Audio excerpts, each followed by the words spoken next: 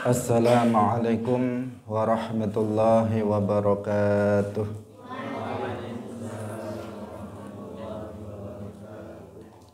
Alhamdulillahi rabbil alamin.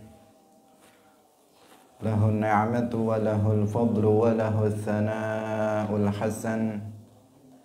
Wa salawatullahil barrir rahim wal malaikatil muqarrabin ala sayyidina wa maulana Muhammadin wa ala alihi wa ashabihi tayyibin at-tahirin. Allahumma la sahla illa ma ja'altahu sahla wa anta taj'alul hazna idza syi'ta sahla. Allahumma rzuqna al-ikhlasa fin niyyati wal qawli wal amal. Wa ba'du.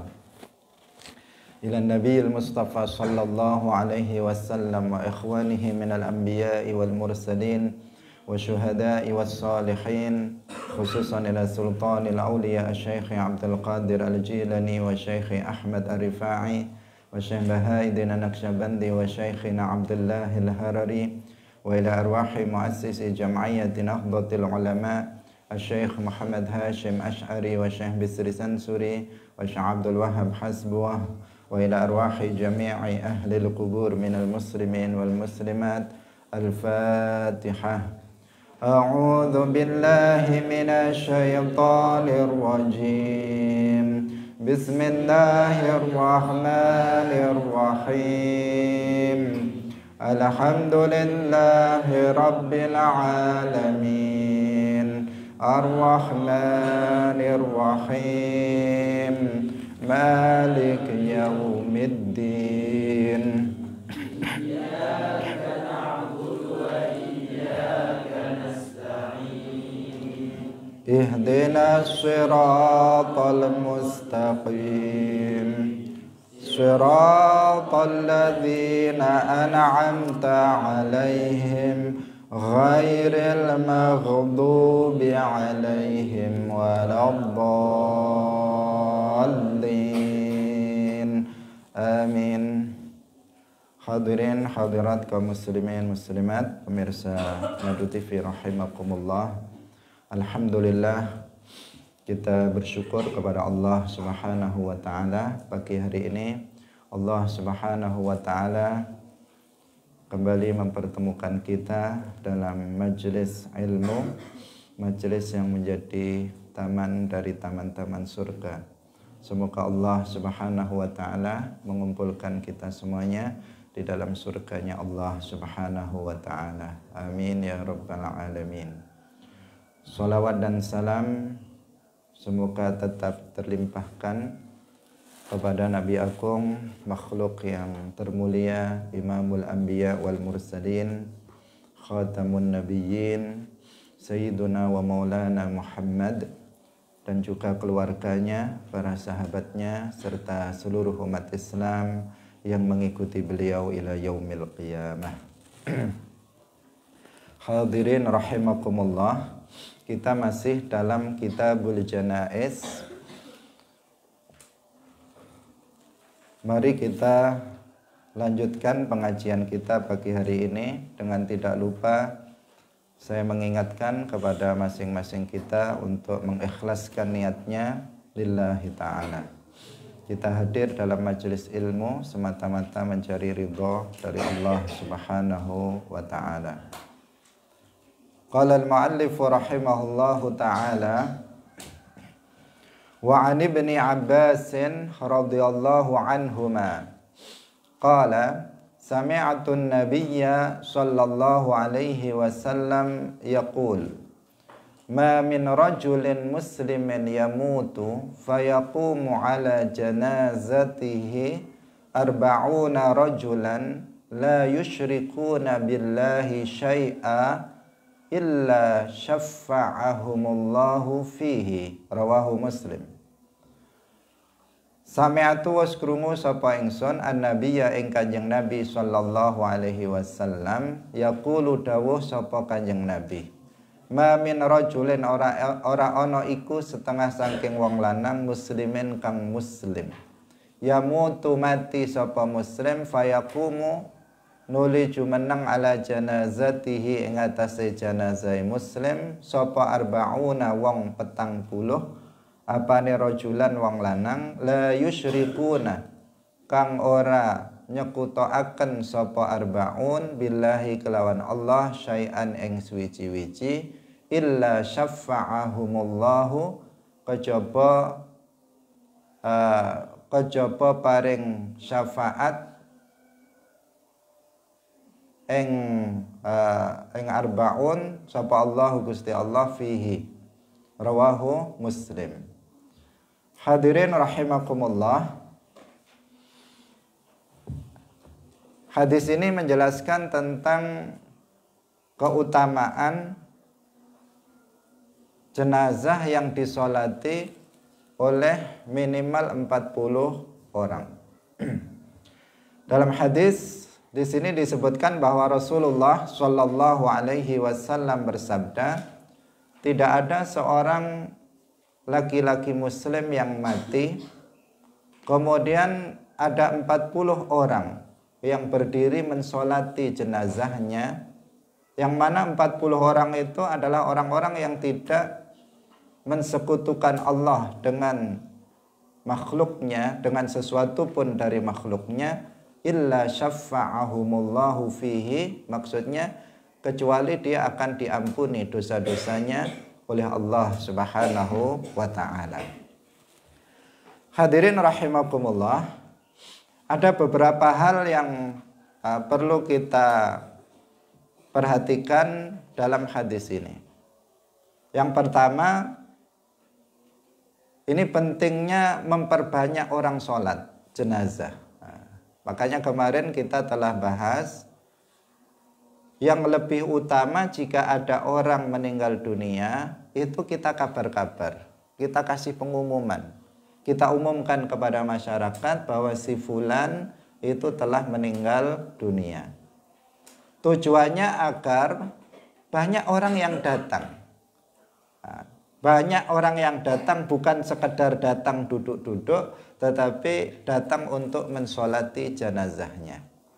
Karena semakin banyak orang yang mensolatinya, maka semakin terjamin untuk diampuninya dosa-dosa jenazah tersebut.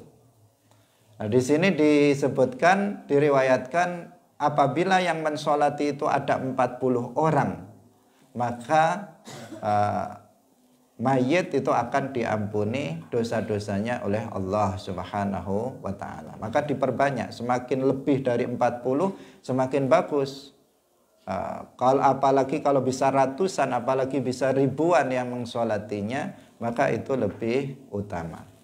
Karena akan lebih terjamin bahwa dosa-dosa mayit itu akan diampuni oleh Allah Subhanahu wa ta'ala. Tetapi yang mesti diperhatikan di sini, dalam hadis ini disebutkan ma min rajulin muslimin yamutu. Berarti disyaratkan untuk diampuni dosa-dosanya oleh Allah jika disolati oleh minimal 40 orang laki-laki, mayit itu harus muslim. Nah, dikatakan ma min rajulin muslimin. Dia harus seorang muslim. Kalau kafir, maka meskipun yang mensolatinya 1 juta orang, nggak akan bisa bermanfaat untuk si mayit tersebut. Meskipun ribuan orang sampai misalnya bertahap-tahap mensolatinya, tetapi kalau yang mati itu bukan seorang muslim, maka nggak akan bisa bermanfaat bagi si mayit tersebut. Atau dia secara zahir muslim, tetapi dia meyakini keyakinan yang kufur. Misalnya dia meyakini keyakinan tajsim, meyakini keyakinan tashbih. Dia seorang Wahabi yang meyakini Allah itu serupa dengan makhluk. Dia meyakini bahwa Allah Subhanahu wa ta'ala itu beranggotakan badan, duduk bersemayam di atas arasy. Kalau mayitnya meyakini keyakinan seperti itu, meskipun jutaan orang yang mensolatinya, maka dia tidak akan mendapatkan manfaat dari sholat itu. Kenapa? Karena di sini syaratnya dia harus muslimah min rajulin muslimin yamutu fayaqumu ala janazatihi arba'una rajulan. Ini catatan penting.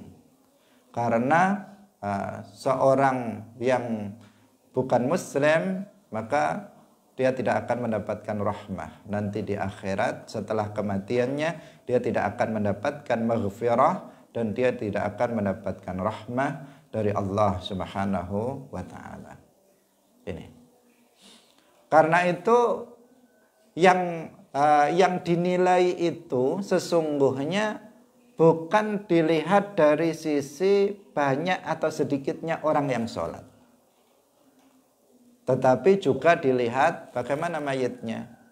Kalau mayitnya muslim, meskipun yang mensolatinya 10 orang, misalnya 20 orang, atau bahkan 1 orang yang mensolatinya, maka dia akan mendapatkan manfaat dari doa orang yang mensolatinya, sholat dari orang yang mensolatinya. Dia akan mendapatkan manfaat. Meskipun fadilah untuk mendapatkan ampunan itu disolati minimal 40 orang. Tapi satu orang mensolatinya itu bisa memberikan manfaat kepada mayit yang muslim. Sebaliknya mayit yang kafir, berapapun orang yang mensolatinya, meskipun yang mensolatinya misalnya seorang wali, yang mensolatinya itu misalnya karena nggak tahu, dikira dia seorang muslim. Secara zahir dia muslim, tetapi ternyata meyakini keyakinan yang kufur. Maka banyak sekali yang sholat, orang-orang besar pada sholat, para kiai pada mensolatinya. Tapi sesungguhnya mayitnya bukan orang yang berakidah dengan akidah yang benar berdasarkan akidah Ahlus Sunnah wal Jamaah. Maka dia nggak akan mendapatkan manfaat dari sholat sekian banyak orang tersebut.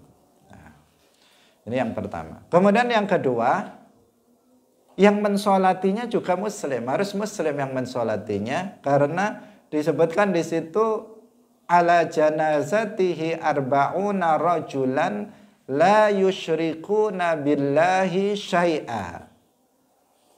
40 orang laki-laki yang mensolati mayit tersebut, itu semuanya sifatnya adalah la yusyrikuna billahi syai'a. Semuanya tidak mensekutukan Allah dengan sesuatu pun dari makhluknya.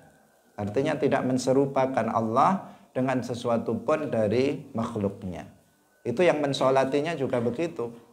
Kalau yang mensolatinya misalnya akidahnya rusak, meskipun 100 orang, meskipun 1000 orang, tetapi yang mensolatinya itu misalnya akidahnya rusak, akidahnya kufur, maka juga tidak akan mendapatkan fadilah sebagaimana yang disebutkan di dalam hadis ini. Hadirin rahimakumullah, jadi untuk mendapatkan keutamaan bahwa mayit itu diampuni dosa-dosanya, yang pertama disolati oleh minimal 40 orang. Yang kedua, yang disolati itu muslim. Ketika kita bilang muslim, artinya muslim dengan akidah yang benar sesuai dengan akidah Rasulullah dan para sahabatnya, akidah ahli sunnah wal jamaah. Kemudian yang ketiga, mereka yang mensolatinya juga mereka adalah muslimun, orang-orang Islam yang berakidah lurus, berakidah sesuai dengan akidah Rasulullah dan para sahabatnya, akidah ahli sunnah wal jamaah. Jika demikian, maka seseorang akan mendapatkan fadilah ini, keutamaan ini. Karena pada zaman sekarang ini banyak orang-orang yang tertipu dengan sesuatu yang tampak pada diri seseorang. Ada sebagian orang yang memperlihatkan diri sebagai seorang ahli tasawuf. Seakan-akan dia itu adalah seorang sufi. Seakan-akan dia itu adalah waliyun min auliyaillah. Terkadang dia bahkan mengaku bahwa dirinya adalah waliyun, mengaku bahwa dirinya sultanul aulia. Promosi, bahkan dia mengatakan kepada orang-orang, saya ini wali, saya ini ghaus, saya ini kutub dan sebagainya. Nah, sehingga dengan seperti itu banyak sekali muridnya, ribuan, jutaan orang. Dan ketika padahal sebenarnya dia bukan orang yang berakidah yang benar. Dia meyakini keyakinan hulul, al-wahdah al-mutlaqah. Meyakini hulul. Hulul itu keyakinan kufur yang mengatakan bahwa seorang wali itu jika telah mencapai derajat wali, maka Allah itu akan menyatu dengan dirinya. Dia meyakini keyakinan itu, hulul yang kufur. Atau sebagian mereka meyakini keyakinan wahdatul wujud, al-wahdah al-mutlaqah, yang meyakini bahwasanya alam semesta ini adalah Allah. Allah adalah alam semesta. Setiap bagian dari alam semesta ini adalah bagian dari Allah. Tetapi dia memiliki murid yang sangat banyak dengan kesesatannya yang seperti itu. Karena dia memperlihatkan sebagai seorang wali, sehingga dia memiliki murid yang begitu sangat banyak. Di hari kematiannya jutaan orang datang untuk mensolatinya. Apakah itu bermanfaat? Sholat jutaan orang untuk si mayit tersebut tidak bermanfaat. Kenapa? Karena si mayit meyakini keyakinan yang rusak. Karena itu kita jangan mudah untuk jangan mudah untuk terperdaya dengan banyaknya orang yang mensolati jenazah seseorang. Itu luar biasa. Yang mensolatinya banyak sekali. Berarti dia orang baik. Enggak.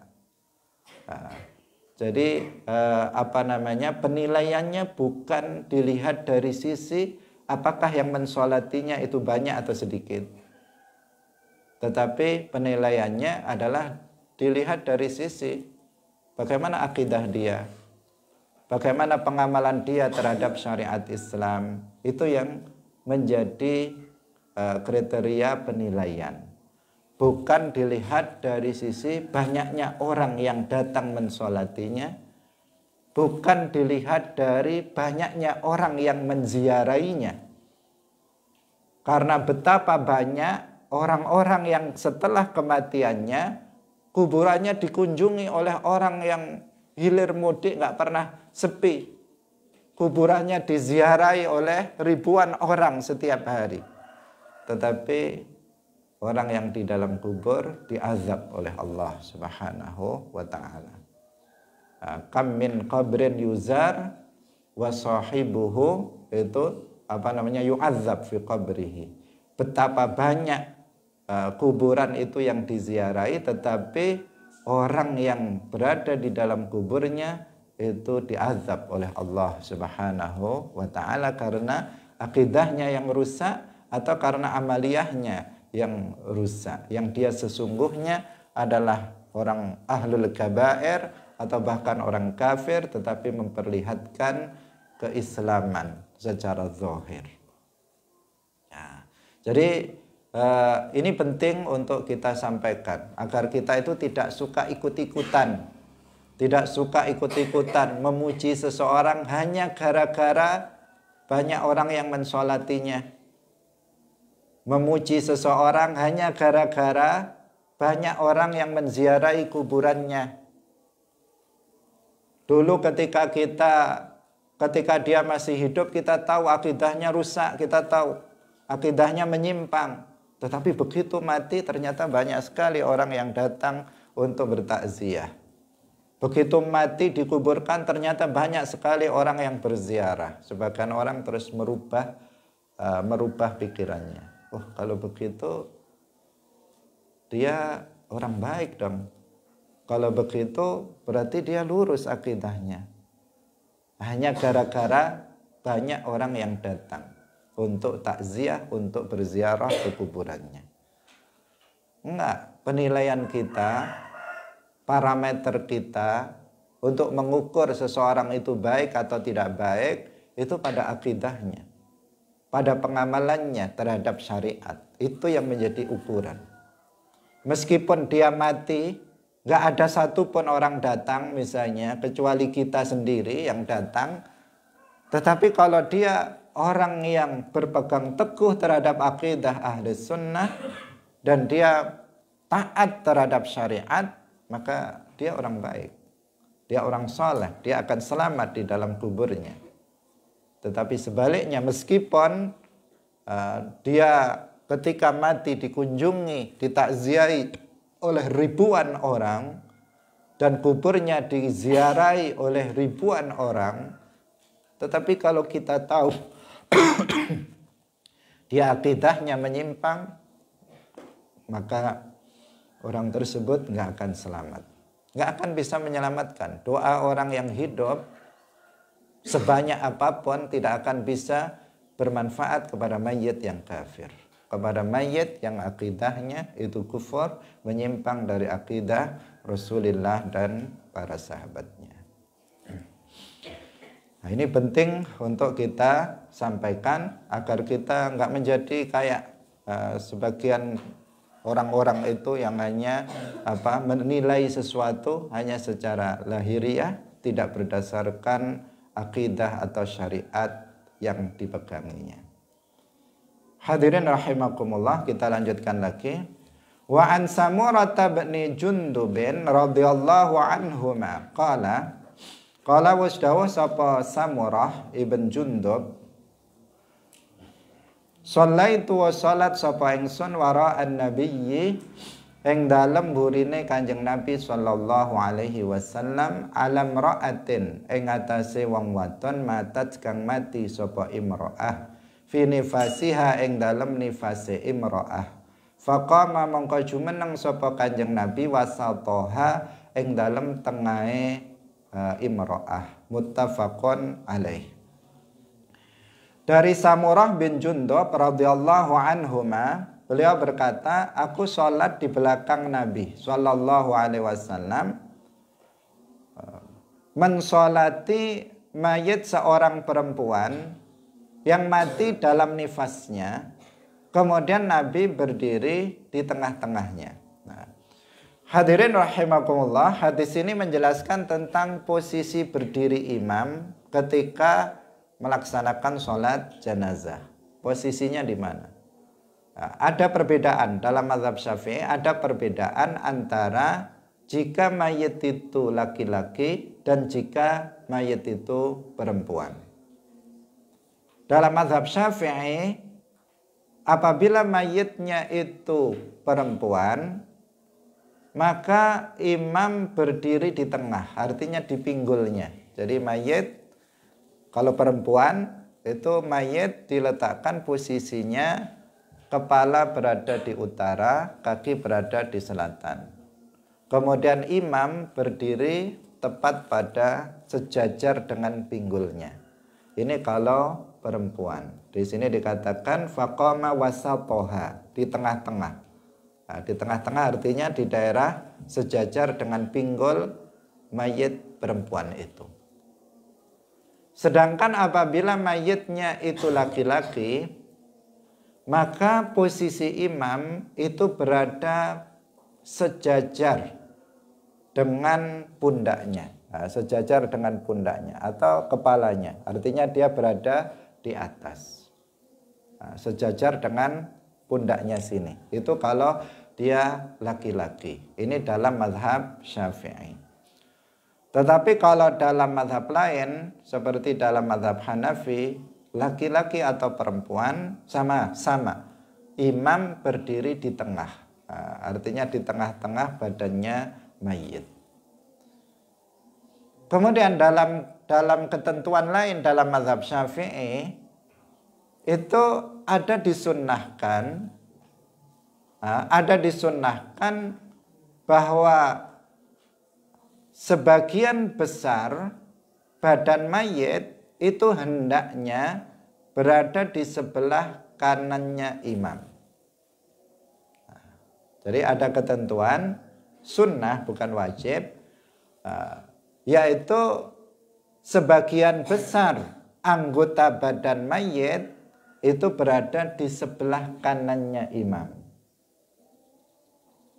Maka tadi kita katakan jika perempuan agar sebagian besar badan mayit itu berada di sebelah kanannya imam, maka mayitnya kepalanya ditaruh di utara.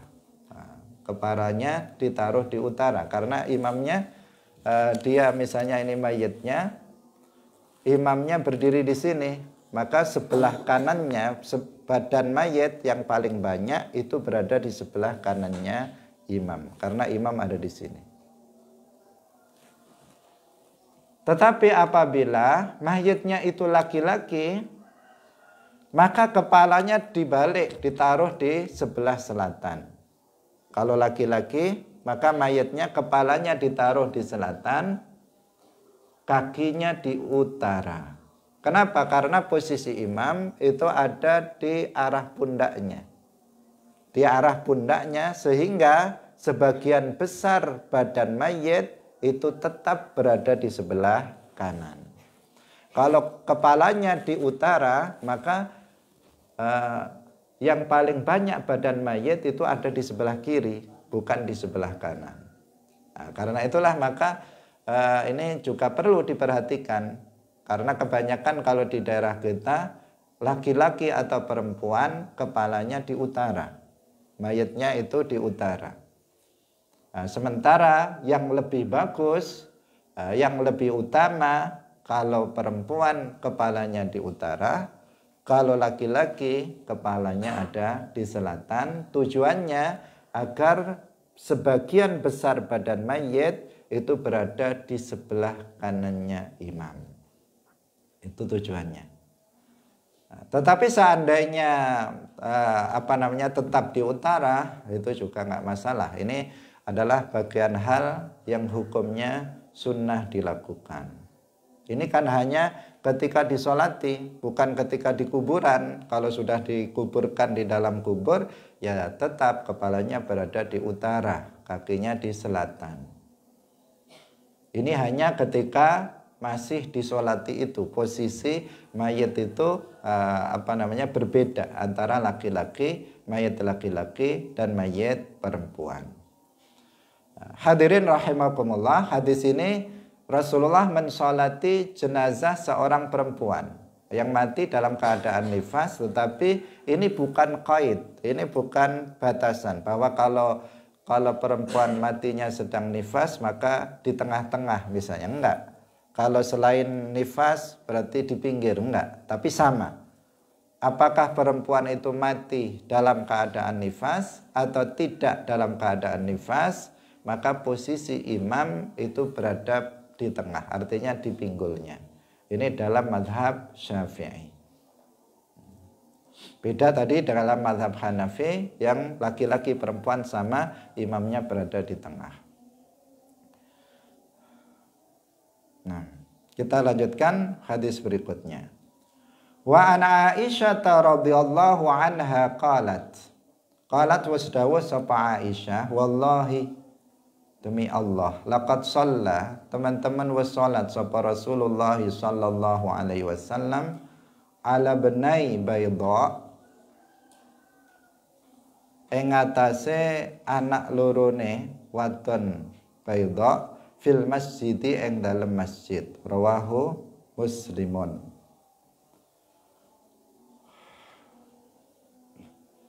Diriwayatkan dari Aisyah radhiyallahu anha, beliau berkata, demi Allah, wallahi, Rasulullah benar-benar telah melakukan sholat jenazah terhadap dua anak laki-lakinya perempuan bayda fil masjidi, di masjid.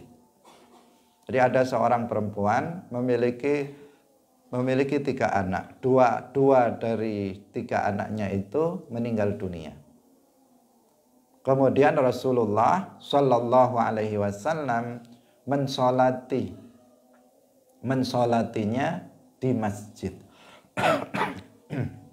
Maka hadis ini menunjukkan kepada kita tentang bolehnya mensolati jenazah di dalam masjid. Jadi kita biasanya mensolati jenazah Ada yang di rumah, ada yang di masjid, ada yang di musola dan sebagainya. Nah, jadi ada kalau kebanyakan kita itu melakukannya di rumah. Nah, di rumahnya mayit tersebut. Tapi ada juga yang melakukannya di masjid. Pertanyaannya, boleh nggak mensolatinya di masjid? Boleh. Karena Nabi sudah pernah melakukannya, yaitu ketika mensolati 2 jenazah, seorang 2 putra baydha, beliau melakukannya di masjid. Nah, bahkan kalau di masjid ini dari beberapa sisi itu lebih aman. Pertama, dari sisi kesucian tempat. Karena sholat jenazah sebagaimana sholat wajib yang lainnya, itu juga disyaratkan tempatnya harus suci. Kalau kita melakukan sholatul jenazah di dalam masjid, maka kesucian tempatnya sudah terjamin. Berbeda halnya apabila kita melakukannya di rumah. Apalagi rumahnya orangnya nggak begitu perhatian dengan kesucian rumahnya. Ini bisa mengkhawatirkan jangan-jangan tempatnya itu kena najis. Itu dari sisi keuntungannya disolati di masjid. Yaitu dari sisi kesucian tempatnya. Kemudian yang kedua, dari sisi arah kiblat. Nah, ini yang lebih penting. Nah, yang lebih penting kita perhatikan. Dalam sholat jenazah itu juga syarat sahnya seperti dalam sholat biasa, sholat wajib, kita harus menghadap ke arah kiblat. Mensolatinya harus menghadap ke arah kiblat. Nah, ini sering seseorang yang sholat jenazah itu nggak memperhatikan tentang arah kiblat. Yang penting menghadap gitu saja. Tidak diperhatikan, tidak dilihat, misalnya sudah tepat enggak arah kiblatnya. Karena faktanya, kenyataannya, antara rumah satu orang dengan rumah orang yang lain, meskipun berdekatan, itu sering berbeda arah kiblatnya. Nah, di rumah itu maksudnya, karena apa? Bentuk rumahnya beda. Nah, dia kan tidak sejajar antara rumah ini dengan rumah saya itu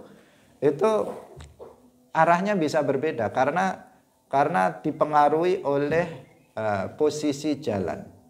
Jika jalannya lurus, itu akan berbeda jika jalannya begini. Misalnya jalannya itu agak serong. Agak serong misalnya antara ke barat dan ke utara. Atau agak serong begini misalnya jalannya. Atau jalannya berlikak-liku misalnya. Nanti posisi rumah dalam membangunnya dia akan berbeda. Posisi rumahnya ada yang tepat sesuai dengan jalan.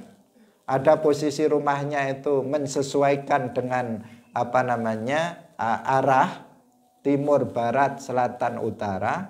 Ada yang disesuaikan arah rumahnya dengan jalan. Ada yang begini, ada yang, dan sebagainya.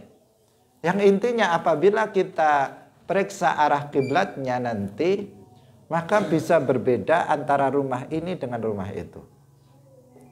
Nah, jika mayitnya itu misalnya meninggal di rumah itu, kemudian disolati di rumah tersebut tanpa melihat arah kiblat, langsung disolati begitu saja, dan ternyata tidak mengarah ke kiblat yang benar, maka sholat jenazahnya nggak sah. Nah, maka sholatnya nanti tidak sah. Ini yang sering luput dari perhatian. Nah, sering luput dari perhatian. Jangankan dalam sholatul jenazah, dalam sholat maktubat, dalam sholat 5 waktu, sering seseorang juga tidak memperhatikan tentang arah kiblat.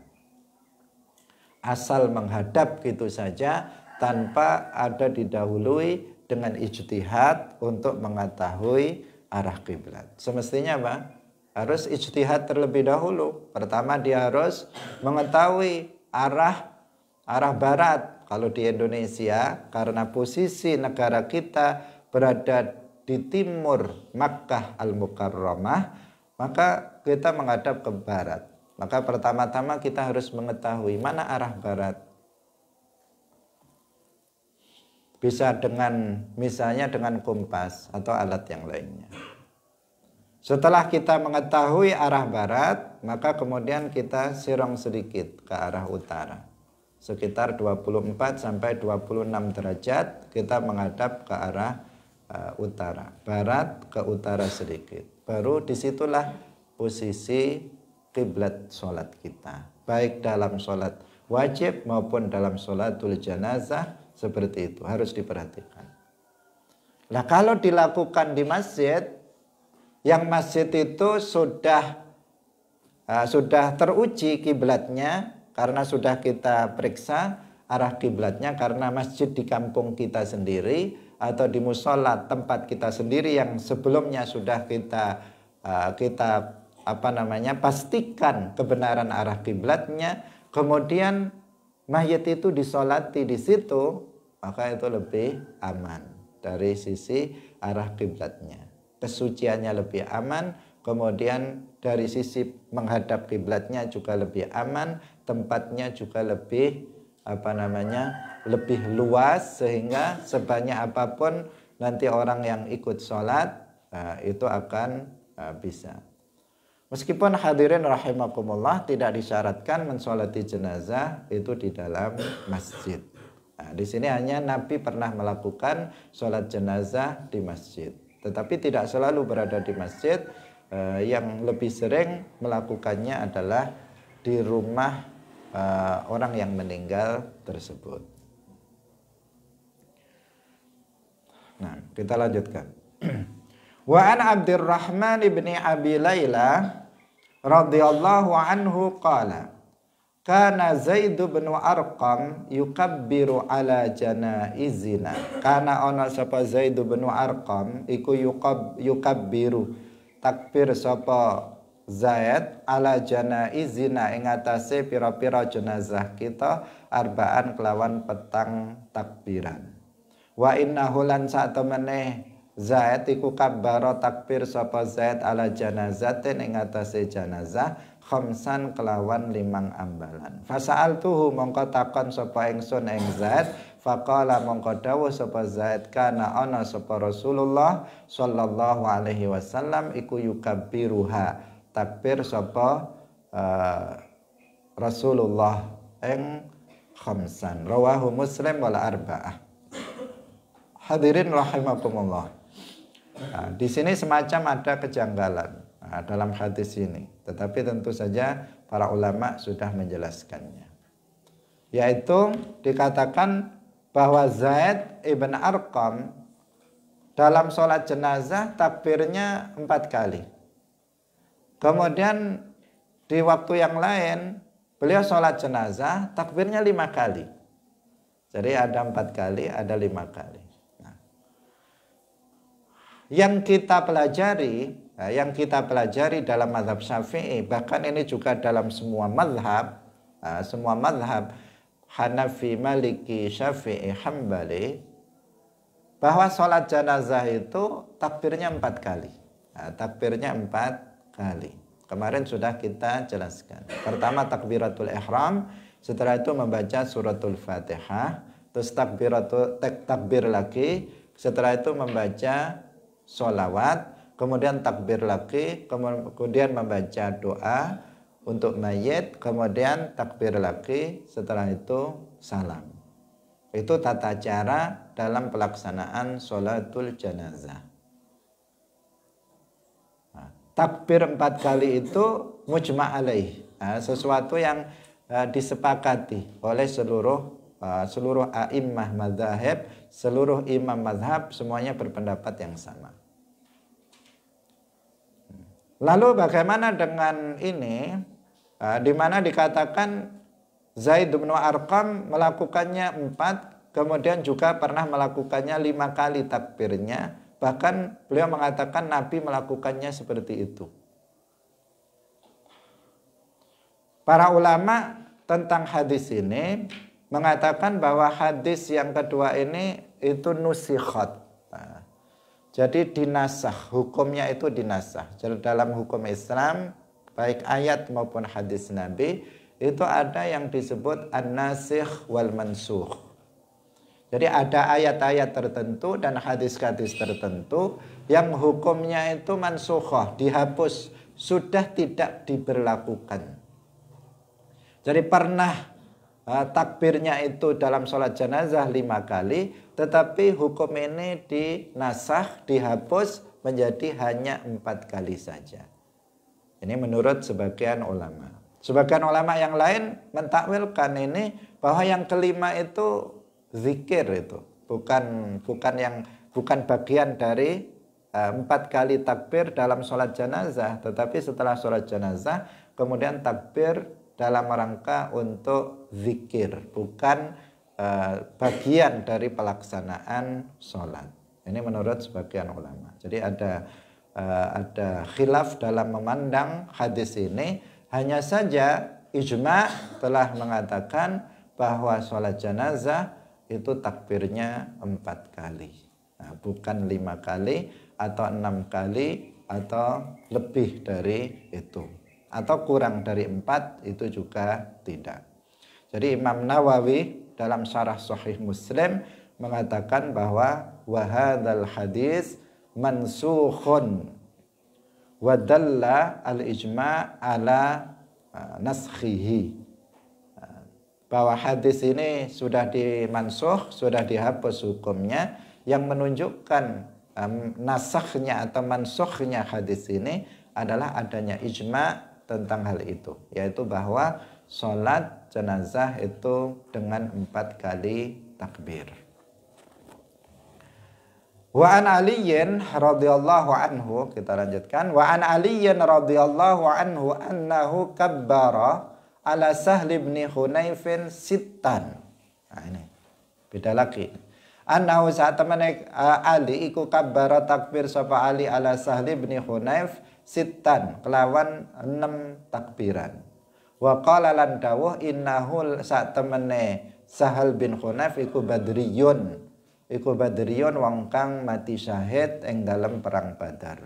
Rawahu Sa'id bin Mansur wa asluhu fil Bukhari. Wa an Jabirin radhiyallahu anhu qala kana ana sapa Rasulullah sallallahu alaihi wasallam iku yukabbiru takbir sapa Rasulullah ala janaizina ing atase pira-pira jenazah kita arba'an kelawan 4 wa yaqra'u lan maca sapa Kanjeng Nabi bi Fatihatil Kitab kelawan Fatihah Al-Kitab surat Al-Fatihah fit takbiratil ula ing dalam takbir kang kawitan. Rawahu Syafi'i bi isnadin dhaif. Wa an Talhata, ini masih sama, maka kita lanjutkan. Wa an Talhata bin Abdullah bin Auf radhiyallahu anhu qala Sallaitu wa salat sapa ingsun khalfa bin Abbasin ing dalem burine Ibni Abbas. Ala janazatin ing atase janazah suwiji faqara'a nuli maca sapa Ibnu Abbas Fatihatul Kitab ing Fatihah Al-Kitab. Faqala nuli dawuh li ta'lamu supaya weruh sapa sira kabeh annaha sak temene maca Fatihatul Kitab iku sunnatun. Iku sunnatun ajaran Nabi. Rawahul Bukhari. Hadirin rahimakumullah, 3 hadis ini menjelaskan kepada kita tentang tata cara sholatul janazah. Yang tadi secara ringkas sudah kita jelaskan. Tentang jumlah takbir itu fix 4 kali takbir. Adapun riwayat yang mengatakan 5 atau 6, sebagian ulama mengatakan itu mansukh, artinya dihapus, hukumnya tidak berlaku. Nah, kemudian disebutkan dalam 2 hadis berikutnya adalah tentang membaca suratul Fatihah. Bahwa setelah takbir pertama, di sini Rasulullah Shallallahu Alaihi Wasallam dan juga Ibnu Abbas itu membaca suratul Fatihah. Jadi membaca suratul Fatihah berarti ini salah satu dari rukun sholat jenazah. Letaknya setelah takbir yang pertama. Nah, kemudian disebutkan di sini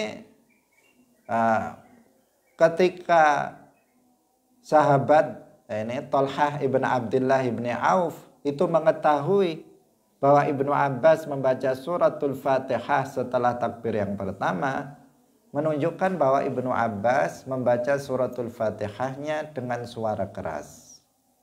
Nah, dengan suara keras. Dan ini pendapat Ibnu Abbas. Nah, sementara dalam pendapat yang masyhur, sholatul janazah itu membaca Fatihah dan doa-doanya dibaca dengan sirri, dibaca dengan lirih, tidak dengan suara keras. Tapi Ibnu Abbas itu beliau membacanya dengan suara keras. Ini pendapat Ibnu Abbas sendiri dan sebagian ulama, tetapi bukan pendapat yang masyhur yang dipakai oleh umumnya umat Islam. Nah, kemudian yang perlu menjadi catatan dalam hadis ini bahwa Ibnu Abbas mengatakan bahwa siapa ini? Thalhah ibn Abdullah ibn Auf mengatakan lita'lamu annaha sunnatun. Ini lagi-lagi saya mengingatkan kepada kita agar tidak salah faham dalam memahami kata sunnah ketika ada di dalam hadis-hadis Rasulullah. Nah, di sini beliau mengatakan agar kalian mengetahui bahwa membaca suratul Fatihah itu sunnah. Apa maknanya sunnah? Sunnah artinya syariatun Nabi. Sunnah artinya syariatnya Nabi. Bukan sunnah artinya hukumnya sunnah. Sunnatun Nabi, sunnah Nabi itu artinya ajaran Nabi, syariat Nabi. Baik itu yang hukumnya fardu maupun yang hukumnya sunnah, semuanya sunnah Nabi. Karena ada sebagian orang yang memahami sunnah Nabi itu adalah perkara yang hukumnya sunnah. Sehingga dia dalam pikirannya ketika disebut ayo kita ikut sunnah Nabi, yang dipikirnya adalah bagaimana memelihara jenggot, bagaimana berpakaian ala Nabi, bagaimana makannya, bagaimana berjalannya, yang difikirkan itu saja. Ketika dia bilang kita harus mengikuti sunnah Nabi, yang difikirkan cuman hal-hal yang itu berupa adab, yang hukumnya sunnah tidak wajib. Ada sebagian orang yang begitu yang difikirkan ketika disebut kata sunnah Nabi. Kalau kita enggak begitu, ketika disebut sunnah Nabi, itu artinya ajaran Nabi, termasuk akidah Nabi, itu sunnah Nabi. Termasuk sholat 5 waktu, puasa Ramadan, itu semuanya sunnah Nabi. Nah, jadi semua ajaran Nabi, baik itu akidatan atau ahkam, apakah itu hukumnya wajib atau sunnah, itu semuanya namanya sunnah Nabi. Makanya dikatakan ahlus sunnati wal jamaah. Ahlus sunnah itu bukan artinya golongan yang suka mengamalkan amalan sunnah, bukan. Tapi ahlus sunnah artinya golongan yang mengikuti ajaran Nabi, baik itu akidahnya maupun ahkamnya. Itu namanya ahlus sunnah. Nah, bisa difahami ya. Nah, maka ketika dikatakan membaca surat Fatihah dalam sholat janazah itu adalah sunnah. Apa artinya? Apakah hukumnya sunnah? Enggak. Itu adalah bagian dari ajaran Nabi. Karena membaca suratul Fatihah dalam sholatul janazah itu hukumnya adalah wajib. Itu rukun. Rukun dalam sholat janazah. Bukan hukumnya sunnah. Nah, ingat. Ini selalu begitu ya, selalu begitu dalam hadis-hadis Nabi. Ketika kita ketemu kata sunnah, maka artinya bukan hukum sunnah, tetapi artinya adalah syariat Nabi. Man ahya sunnati inda fasadi ummati falahu ajru syahid. Barang siapa yang menghidupkan sunnahku di saat rusaknya umatku, maka dia akan mendapatkan pahala orang yang mati syahid. Nah, sebagian orang salah faham. Kemudian hari-hari yang difikirkan adalah melakukan perbuatan yang hukumnya sunnah. Lupa dia belajar ilmu agama. Nah, lupa dia memperbaiki sholatnya. Bagaimana sholat 5 waktu yang dilakukannya itu bisa sah. Dia lupa dengan itu karena yang dikejar adalah amalan-amalan sunnah. Nah, gara-gara apa? Nggak paham tentang makna man ahya sunnati. Padahal maknanya barang siapa yang menghidupkan ajaranku di saat akidah Rasulullah itu tercabik-cabik, dirusak oleh kelompok-kelompok yang menyimpang. Ada Wahabi, Hizbut Tahrir, Hizbul Ikhwan, kelompok-kelompok yang menyimpang, yang merusak akidah Nabi. Di saat kita berdiri tegak memperjuangkan ajaran Nabi, memperjuangkan akidah Rasulullah dan para sahabatnya, maka fadilahnya jika kita mati, meskipun mati di atas tempat tidur kita, kita akan mendapatkan pahala orang yang mati syahid. Nah, dan itu sudah klop dengan kondisi pada zaman sekarang. Nah, sekarang umat sedang dalam kerusakan. Banyak sekali paham-paham yang menyimpang, yang merusak akidah Rasulullah dan para sahabatnya. Maka di zaman seperti ini, jika kita berdiri tegak memperjuangkan akidah Rasulullah dan para sahabatnya, maka insya Allah kita akan mendapatkan pahala syahid. Meskipun kita matinya di atas tempat tidur kita. Ini fadilah yang sangat besar yang hendaknya kita ambil. Yang hendaknya kita manfaatkan dengan sebaik-baiknya untuk mendapatkan pahala yang begitu besar. Syahid, orang yang mati syahid. Kita tahu orang yang mati syahid, ruhnya langsung masuk ke dalam surga. Dan nanti di dalam surga dia akan mendapatkan derajat yang sangat tinggi inda Allah. Nah, itu diperoleh jika kita mau memperjuangkan akidah Rasulullah Sallallahu Alaihi Wasallam dan para sahabatnya. Hadirin rahimakumullah. Nah, ini pengajian kita pada pagi hari ini. Setelahnya akan ada hadis-hadis yang menjelaskan doa-doa untuk mayit. Semoga bermanfaat bagi kita semuanya. Barakallahu fikum. Wallahul muwaffiq ila aqwamit thoriq. Wassalamualaikum warahmatullahi wabarakatuh. La ilaha illallah. Allahumma salli ala sayyidina Muhammad wa ala alihi wa sahbihi wa sallim. Rabbi ghfirli wa liwalidayya wa lil mu'minina wal mu'minat.